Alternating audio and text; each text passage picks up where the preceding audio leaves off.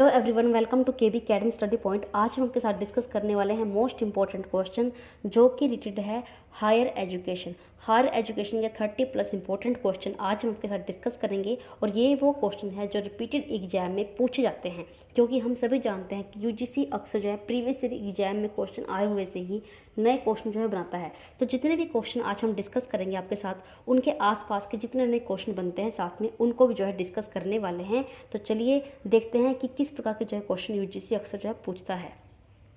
भारत में शिक्षा के तृतीय स्तर पर प्रमुख प्रबंध निकाय कौन सा है? यानी कि जो भारत का तीसरा लेवल है एजुकेशन का, यानी कि हायर एजुकेशन, उसके ऊपर जो प्रबंधक है यानी कि जो मैनेजमेंट का रेगुलेशन का काम करता है वो कौन करता है? इसका राइट आंसर है यूजीसी, यानी कि ऑप्शन नंबर डी, विश्वविद्यालय अनुदान आयोग, यूजीसी। यूजीसी के बारे में आपको जो है 3-4 बातों के बारे में पता होना चाहिए जो कि मोस्ट इंपॉर्टेंट है UGC exam point of view से। यूजीसी की स्थापना कब हुई थी? 28 दिसंबर 1953 को जो है यूजीसी की स्थापना हुई थी। अब दूसरा क्वेश्चन बनता है कि यूजीसी जो है एक संवैधानिक निकाय है, इसे जो संवैधानिक दर्जा कब दिया गया? ये दिया गया 1956 में, विधेयक पास किया गया और विधेयक के बाद इसे संवैधानिक जो है दर्जा दिया गया यूजीसी को। और यूजीसी जो यूजीसी है इसको बनाने के लिए एक जो समिति बनाई गई थी, विश्वविद्यालय अनुदान समिति, वो कब बनी थी? वो बनी थी 1945 में बनी थी। अब एक क्वेश्चन और बनता है कि यूजीसी को बनाने के लिए किसके द्वारा जो सिफारिश की गई थी? राधा कृष्णन जी के द्वारा, यानी कि राधा कृष्णन आयोग के द्वारा जो है सिफारिश की गई थी यूजीसी को बनाने की।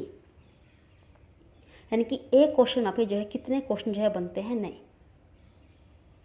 निम्न में से जो तृतीयक शिक्षा है उसमें कौन कौन से अवयव है? मोस्ट इंपॉर्टेंट क्वेश्चन है कि जो थर्ड लेवल पर हमारी एजुकेशन है उसमें कौन कौन से आते हैं। एक आती है हमारी हायर एजुकेशन और दूसरी आती है हमारी व्यावसायिक शिक्षा, ऑपरेशन, यानी कि वोकेशनल एजुकेशन और ट्रेनिंग, जैसे कि हमारी आईआईटी सेक्टर वगैरह हैं वो, और उच्च शिक्षा। यानी कि इसका राइट आंसर है ऑप्शन नंबर डी, यानी कि बी और सी दोनों। निम्नलिखित में से कौन सा उच्च शिक्षा का नियामक है? यानी कि रेगुलेशन कौन करता है हायर एजुकेशन में? वो इसका राइट आंसर है यूजीसी। यानी कि आप देख सकते हैं कि एक ही क्वेश्चन जो है कितनी बार जो है रिपीटेड पूछ रही है यूजीसी, तो आपको जो है इसी तरह से जो है एग्जाम की प्रेप जो है करनी है। निम्नलिखित में से किस संस्था ने शिक्षा के 4 स्तंभों की अवधारणा दी है? मोस्ट इंपॉर्टेंट क्वेश्चन है। किस ऑर्गेनाइजेशन ने दी है 4 लेवल की जो है एजुकेशन की अवधारणा? ये दी है ऑप्शन नंबर डी, यूनेस्को ने। निम्नलिखित में किस संस्था का उद्देश्य है उच्चतर शिक्षा में विद्यार्थियों के नामांकन में वृद्धि, यानी कि जो इनरोलमेंट रेशो है, यानी कि ग्रोस इनरोलमेंट रेशो है, इसको बढ़ाने की में वृद्धि करने की जो उद्देश्य है वो किसका है? इसका राइट आंसर है ऑप्शन नंबर ए, राष्ट्रीय उच्चतर शिक्षा अभियान। इसको हम जो है ऐसे भी लिखते हैं एग्जाम में जो है ऐसे भी जो क्वेश्चन इसका पूछता है, फुल फॉर्म देके जो है पूछ लेता है कई बार। तो ये कब बना था? 2013 में बना था, रूसा। और इसका मुख्य उद्देश्य क्या था? ग्रोस इनरोलमेंट रेशियो को बढ़ाना था। अब यही से हमारा दूसरा क्वेश्चन बनता है ग्रोस इनरोलमेंट रेशियो को लेकर कि 2019 के अकॉर्डिंग जो इंडिया है, ग्रोस इनरोलमेंट रेशियो क्या था? यानी कि जो एजुकेशन में जो बच्चे एडमिशन लेते हैं हायर लेवल पर वो कितने थे? यानी कि इसका जो आंसर 2019 में कितना आया था? 26.5% कुछ ग्रोस इनरोलमेंट रेशियो था, यानी कि कितना कम था। इसको बढ़ाने के लिए ये अभियान चलाया गया है रूसा, यानी कि बच्चों को ज़्यादा से ज़्यादा एडमिशन दिलाने के लिए ये अभियान चलाया गया है रूसा 2013 में। और ये टोटली स्पॉन्सर है सेंट्रल गवर्नमेंट के द्वारा। सेंट्रल गवर्नमेंट के द्वारा जो इसे बनाया गया है, और जिसका फाइनेंसिंग है, जो इसका फाइनेंस है वो भी ज़्यादा कौन देता है? सेंट्रल गवर्नमेंट देती है। सेंट्रल और स्टेट गवर्नमेंट का जो फाइनेंस का रेशियो है वो कितना है? 65:30 रेशियो से जो क्वेश्चन कई बार एग्जामिनर जो है पूछ लेता है। पर जो कई स्टेट है जहाँ पर बहुत ज़्यादा जो स्टेट है उसकी हालत बहुत ज़्यादा खस्ता है, इसका आंसर 65:35 है। और जो कई ऐसे राज्य हैं जिनकी जो है हालत खस्ता है, इनकी गरीबी है, उनका रेशो कितना है? 90:10, यानी कि 90 जो भाग है 90% वो सेंट्रल गवर्नमेंट देगी और 10% वहाँ के स्टेट देंगे। ये मेन जो जहाँ पर ज़्यादा प्रॉब्लम है फाइनेंस की वहाँ को। अदरवाइज जो है मेन जो है 65:35 का ही है फाइनेंसिंग का। रूसा कब आया था? 2013 में आया था। और ये सेंट्रल स्पॉन्सर्ड है और और उसका एक और नया क्वेश्चन बनता है हमारा ग्रोस इनरोलमेंट रेशियो को बढ़ाने के लिए ये बनाया गया है अभियान। और 2019 की रिपोर्ट के अकॉर्डिंग जो कितना रेशियो था, 26.5 रेशियो था। और अब जो है क्या उद्देश्य रखा गया है आने वाले वर्षों के लिए, 2030 तक जो है ग्रोस इनरोलमेंट रेशियो जो है कितना रखने का उद्देश्य रखा गया है। इसका राइट आंसर है 50%। ये नया क्वेश्चन है कि ग्रोस इनरोलमेंट रेशियो 2030 तक जो है 50% रखने का एक अब जो है नया उद्देश्य जो है रखा गया है हमारी एजुकेशन के द्वारा। निम्नलिखित में से कौन सी संस्था सक्रिय विश्वविद्यालय की धारणा को प्रतिपादित करती है, यानी कि प्रोडक्टिव यूनिवर्सिटी की जो धारणा है उसको प्रोपाउंडेड करती है, कौन करती है। इसका राइट आंसर है UNESCO, option number B. Bharat की नीति को इसकी कक्षाओं में साकार रूप, यानी कि जो भारत की पॉलिसी है उसकी पॉलिसी को कक्षाओं में कौन जो है एक साकार रूप दे रहा है, ये निम्नलिखित में से किस दस्तावेज में इस बात का उल्लेख है, यानी कि किस डॉक्यूमेंट में लिखा गया है। यानी कि एजुकेशन की नीति को किस में लिखा गया है, शिक्षा आयोग। शिक्षा आयोग में लिखा गया है कि किस प्रकार की शिक्षा जो है लागू करनी है और किस प्रकार से बच्चों को जो पढ़ाना है। तो ये शिक्षा आयोग के द्वारा। निम्नलिखित में से किस कथन को समेकित दृष्टिकोण कहा जाता है, कि सब कुछ जो है इसके अंदर समाया हुआ है किस कथन के अंदर। शिक्षण संस्थानों पर शिक्षा, ये तो है शिक्षा को जीवन से जोड़ना, मोस्ट इंपॉर्टेंट क्वेश्चन है और इसका राइट आंसर है ऑप्शन नंबर बी, क्योंकि एग्जामिनर इसी प्रकार क्वेश्चन पूछता है जो कि ज़्यादा पजलिंग होते हैं। अब ये क्वेश्चन कितना पजलिंग है, यानी कि समेकित, यानी कि सभी को जो है एक ही जगह इकट्ठा कर लेता है, शिक्षा को जीवन से जोड़ना। क्योंकि अगर हम एजुकेशन को रियल लाइफ से जोड़कर पढ़ते हैं तो वो जल्दी ईजी होती है और उसमें जो बच्चे ज़्यादा एक्टिव जो पार्टिसिपेट करते हैं। निम्नलिखित में किस एजेंसी को या संगठन को उच्च शिक्षा में संवैधानिक रूप से संस्थानों में समन्वय, यानी कि एक संवैधानिक तौर पर देखिए आप यूजीसी किस प्रकार से बार क्वेश्चन वहीं से रिपीटेड पूछ रहा है, यानी कि संवैधानिक रूप से समन्वय मानक निर्धारण का कार्य सौंपा गया है। किस सौंपा गया है ये, यूजीसी को। यूजीसी को कब, 1956 में। 1956 में से संवैधानिक रूप से समन्वय मानक निर्धारण का कार्य सौंपा गया है। और किस धारा के तहत, धारा 12 के तहत।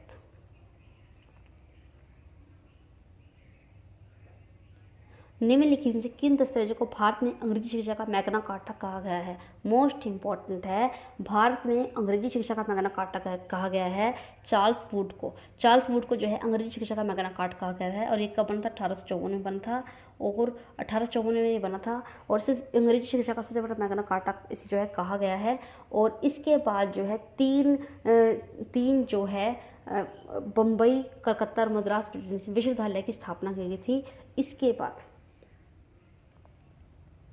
अब यहीं से हमारा एक क्वेश्चन और बनता है, मैकाले मिनट। मैकाले मिनट में क्या कहा गया था कि जो एजुकेशन है वो किस में होनी चाहिए, इंग्लिश में, यानी कि इंग्लिश लैंग्वेज को लेकर था ये दस्तावेज। और एक क्वेश्चन हमारा ये बनता है, माउंट एलिसन मिनट, यानी कि जो माउंट एलिसन मिनट थी ये कब आई थी, ये आई थी हमारी 1823 में आई थी माउंट एल्फिंस्टन मिनट। और इसमें क्या लिखा था, जो टीचर है उनको ट्रेनिंग। मोस्ट इंपॉर्टेंट क्वेश्चन है कि किसके अंदर ये लिखा गया था कि टीचर ट्रेनिंग और जिला जो परीक्षा अधिकारियों की नियुक्ति की जाए, ये किस में कहा गया था, ये मैकाले मिनट में कहा गया था। और इस मैकाले में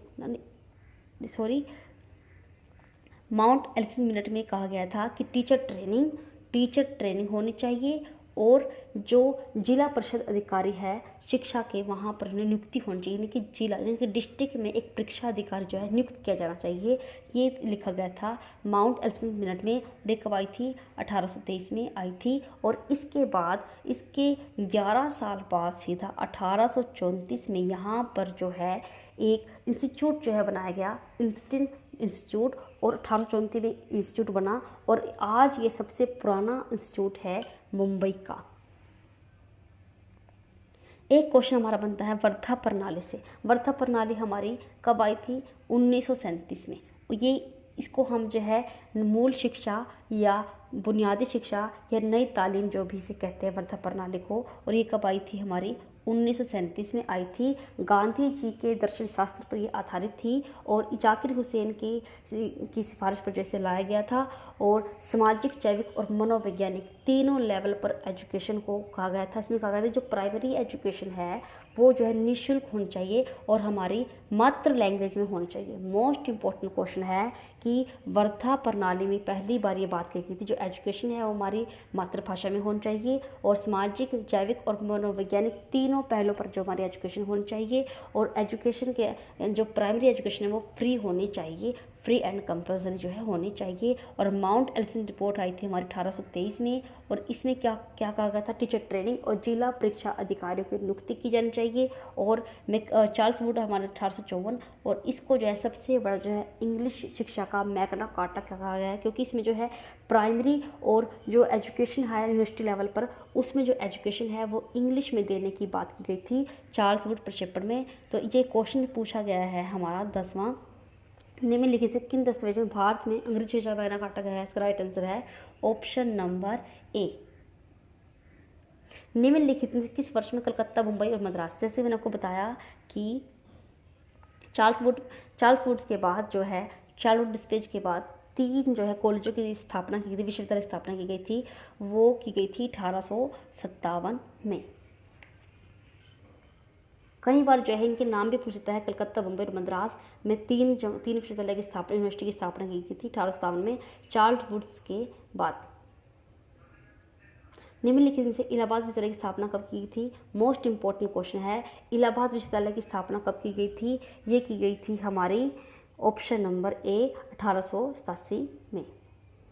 निम्नलिखित में से कौन सी संस्था 1945 में अलीगढ़, बनारस और दिल्ली केंद्रीय विश्वविद्यालयों की कार्यपद्धति को देखने के बाद स्थापित की गई है। यानी कि 1945 में अलीगढ़, बनारस और दिल्ली केंद्रीय विश्वविद्यालय की जिनके काम है उनको देखते हुए स्थापित की गई थी। इसका राइट आंसर है ऑप्शन नंबर बी, विश्वविद्यालय अनुदान समिति। जैसे कि मैंने आपको पहले ही बताया था कि 1945 में यूजीसी को बनाने के लिए विश्वविद्यालय अनुदान समिति बनाई गई थी 1945 में। वही एक क्वेश्चन है जो मैं आपको पहले बता चुकी हूँ। आप यहीं से देख लीजिए कि यूजीसी कैसे जो रिपीटेड क्वेश्चन जो है पूछती है। भारत में शैक्षिक विकास पर केंद्रीय शिक्षा सलाहकार बोर्ड की रिपोर्ट को क्या कहा जाता है। मोस्ट इम्पॉर्टेंट क्वेश्चन है, केंद्रीय शिक्षा सलाहकार बोर्ड रिपोर्ट को क्या कहा जाता है। इसका राइट आंसर है option number A, sergeant report. और सर्जेंट रिपोर्ट कब आई थी हमारी 1944 में आई थी सर्जेंट रिपोर्ट। और इसमें क्या कहा गया था, जैसे कि विश्व युद्ध हो रहे थे उसके बाद जो बिल्कुल ही तहस नहस हो गई थी शिक्षा, उसको विकास के लिए इस पर जो है कहा गया था कि दोबारा जो है जो विकास किया जाए एजुकेशन का। निम्नलिखित से एल्फिस्टन रिपोर्ट आई जिसने अंग्रेजी और यूरोपियन विज्ञान यानी कि जो इंग्लिश के अंदर एजुकेशन और जो विज्ञान है हमारे यूरोपियन पाठ्यक्रम के अकॉर्डिंग भारतीय स्कूलों में पढ़ानी जो शुरू की जाए। ये कब आई थी 1823 में आई थी Elphinstone report. Inter university board वर्ष 1925 में शिक्षा, संस्कृति, खेल के क्षेत्र में जानकारी और सहयोग साझा करके विश्वविद्यालयों की गतिविधियों को बढ़ावा देने हेतु स्थापित किया गया है। इस बोर्ड का अन्य किस नाम से जो जाना जाता है। जो ये बोर्ड है 1925 में बना था हमारा, इसको जो है दूसरा किस नाम से पुकारा जाता है। इसका राइट आंसर है केंद्रीय शिक्षा सलाहकार बोर्ड जो है बना था। और ये बोर्ड क्या करता था, शिक्षा, संस्कृति, खेल के क्षेत्र में महत्वपूर्ण जो जानकारी है वो जो है साझा करता था। निम्नलिखित में से किसे कलकत्ता विश्वविद्यालय का आयोग के रूप में जाना जाता है। इनकी जो कलकत्ता विश्वविद्यालय है इसका संबंध किससे है, इसका संबंध है सैडलर आयोग। सैडलर आयोग हमारा कब आया था 1917 में आया है। और ये भी जो क्वेश्चन एग्जाम में कई बार पूछा चुका है कि सैडलर आयोग जो है कब आया था 1917 में आया था। और सैडलर आयोग कहाँ पर आया था, ये कलकत्ता विश्वविद्यालय से संबंधित है सैडलर आयोग। और सैडलर आयोग से एक क्वेश्चन और बनता है, इसने ही जो 10+2 और 3 का जो फॉर्मूला है सबसे पहले इनकी ही देन है। अग्रगामी भी जो है माना गया है इस फॉर्मूला का सैडलर आयोग का। इसके बारे में भी आपको पता होना चाहिए। कोठारी आयोग, कोठारी आयोग आया था हमारा 1964-66 में और ये तीसरे नंबर का हमारा एजुकेशन आयोग था। और इसमें जो है 10+2+3 का जो फॉर्मूला जो है दिया था। और वुड डिस्पैच जो हमारा 1854 में आया था। इसमें जो एजुकेशन है वो जो हमारी प्राइमरी एजुकेशन है और जो हमारी यूनिवर्सिटी की एजुकेशन है वो इंग्लिश में माध्यम से कराने की जो है बात की गई थी। और हंटर आयोग हमारा आया था 1882-83 में। जो हमारा हंटर आयोग आया था 1882-83 में हंटर आयोग आया था। मोस्ट इंपॉर्टेंट क्वेश्चन कि हंटर आयोग में क्या कहा गया था, प्राइमरी एजुकेशन और हायर एजुकेशन को जो है अलग अलग जो है कर दिया जाए हंटर आयोग की सिफारिश पर। मोस्ट इंपॉर्टेंट क्वेश्चन है ये कि हंटर आयोग के द्वारा क्या सिफारिश की गई थी, इसके द्वारा बात सिफारिश की गई थी जो हमारी प्राइमरी एजुकेशन है और हायर एजुकेशन है इसको जो है अलग अलग कर दिया जाए। और 1882-83 में जो है ये आयोग आया था। कलकत्ता विश्वविद्यालय से किस आयोग का संबंध है, इसका राइट आंसर है ऑप्शन नंबर ए, सेटलर आयोग का, जो कि आया था 1917 में। निम्नलिखित में किसको उच्च शिक्षा के बारे में पहली नीति के रूप में माना जाता है। मोस्ट इंपॉर्टेंट क्वेश्चन कि हायर एजुकेशन को लेकर पहली जो नीति थी उसे जो है किसे जो है माना गया है। इसका राइट आंसर है एल्सिन रिपोर्ट। एल्सिन रिपोर्ट आई थी 1823 में, जिसमें सबसे पहले जो है एजुकेशन के बारे में बात की गई थी कि एजुकेशन के लिए टीचर ट्रेनिंग दी जाए और जिला परिषद अधिकारियों की नियुक्ति की जाए और जो एजुकेशन है वो हमारी स्मूथली होनी चाहिए। निम्नलिखित में से कौन सा आयोग जो है 10+2+3 के लिए अग्रगामी माना गया है। ये क्वेश्चन जब पहले डिस्कस कर चुके हैं।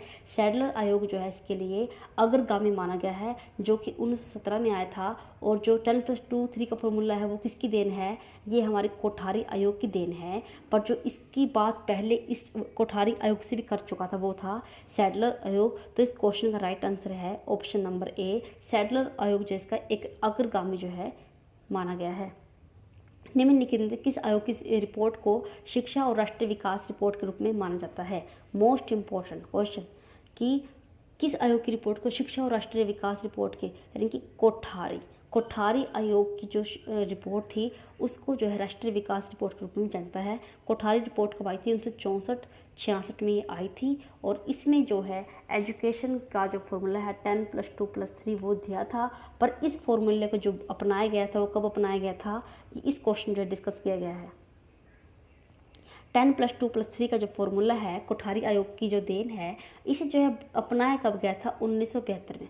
और उस जब 1972 में से अपनाया गया उस समय इस शिक्षा संरचना पर राष्ट्रीय समिति बनाई गई। और इस समिति की स्थापना जो थी वो किन के द्वारा की गई थी, doctor DP Shukla. Most important question है डॉक्टर डीपी शुक्ला। तो इसका राइट आंसर है ऑप्शन नंबर सी, 10+2+3 की शिक्षा संरचना पर राष्ट्रीय समिति की स्थापना की गई थी किसके द्वारा, doctor D Shukla.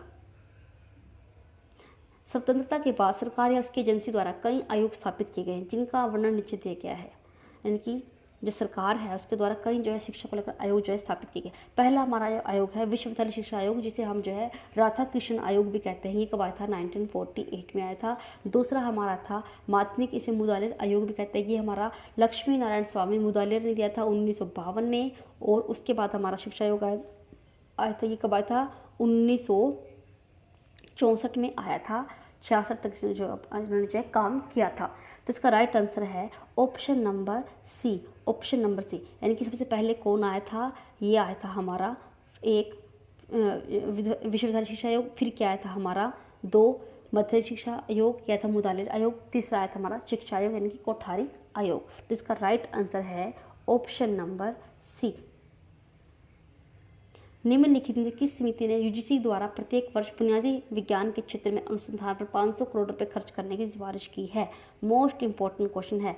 SM. Sharma समिति के द्वारा 500 करोड़ रुपए खर्च करने की जो है बात की गई है बुनियादी विज्ञान के क्षेत्र में रिसर्च करने के लिए। मानव संसाधन विकास मंत्रालय द्वारा स्थापित की गई समिति को भारतीय प्रौद्योगिकी संस्थानों की स्वायत्तता की अनुशंसा दी गई है।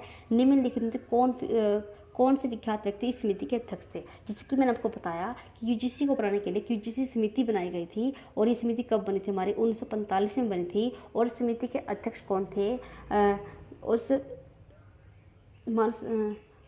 इसके अध्यक्ष थे सेम पित्रोदा। और ये क्वेश्चन पूछा गया है, मानव संसाधन विकास मंत्रालय द्वारा स्थापित गई समिति भारतीय प्रौद्योगिकी यानी कि टेक्निकल इंस्टीट्यूट हैं, इनमें जो है रिसर्च को बढ़ाने के लिए कौन सी समिति बनाई गई है? प्रोफेसर अनिल काकोदकर समिति। प्रोफेसर अनिल काकोदकर समिति जो बनाई गई है तकनीकी सुधार के लिए बनाई गई है समिति। और एक और क्वेश्चन से इम्पोर्टेंट बनता है कि किस समिति की सिफारिश पर जो है 2% का जो है बजट सुझाव दिया गया है, यानी कि 2% का जो बजट सुझाव है वो इस समिति के द्वारा गया है। यानी कि टेक्निकल एजुकेशन में जो इम्प्रूवमेंट है, यानी कि जो टेक्निकल एजुकेशन को लेकर जो रिसर्च की जाती है, यानी कि रिसर्च के लिए 2% का जो सुझाव है वो भी जो है इस समिति के द्वारा दिया गया है। निम्नलिखित में से राष्ट्रीय ज्ञान आयोग नेशनल नॉलेज की स्थापना किस विख्यात व्यक्ति के द्वारा जो की गई है? जो नेशनल नॉलेज है इसकी स्थापना किसके द्वारा जो की गई है? इसका राइट आंसर है ऑप्शन नंबर सी। वर्ष 1990 में राष्ट्रीय शिक्षा नीति की समीक्षा करने के लिए एक समिति की स्थापना की गई थी। इसका जो टाइटल था, इनके शीर्षक का टाइटल है वो एक प्रबुद्ध मानव समाज की ओर, यानी कि एक प्रबुद्ध मानव समाज की ओर ये टाइटल था 1990 में राष्ट्रीय एजुकेशन जो पॉलिसी थी उसके अकॉर्डिंग। तो निम्नलिखित में से कौन सा व्यक्तित्व इस समिति का अध्यक्ष था? यानी कि ये समिति जो बनी थी इसका अध्यक्ष कौन था?